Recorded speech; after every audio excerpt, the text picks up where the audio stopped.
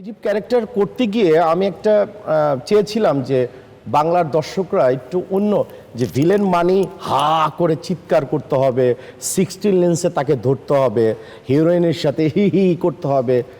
এইটার থেকে বেরোবার চেষ্টা আমি করেছিলাম, হয়তো আমি সাকসেস হয়েছিলাম। তাতে আমার কিন্তু অনেক নেগেটিভ ছবি কিন্তু বেশ জনপ্রিয়তা পায়। একঘেয়েমি লাগছিল, একঘেয়েমি লাগছিল। একঘেয়েমি করতে করতে যখন নাকি বেশ আমি একটা মানে বিশাল আকারে চলে তারপরে আসলাম। Third innings.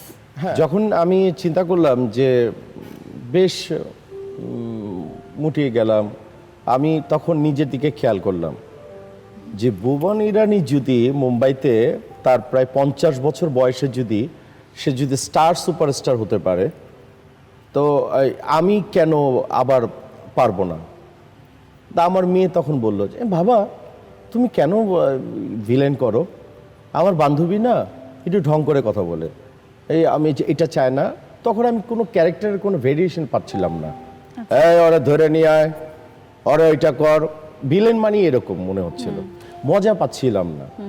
আমি তখন নিজেকে শুধরালাম। শুধরালাম মিন্স হচ্ছে আমার শরীরের দিকে আমি খেয়ালটা, নাকি এর সাথে হচ্ছে যে আপনার অমনোযোগিতা সবকিছুই সম্পর্কে আরো একটু প্র্যাকটিস, সবকিছুই আমি নিজের কন্ট্রোলে নিয়ে আসলাম।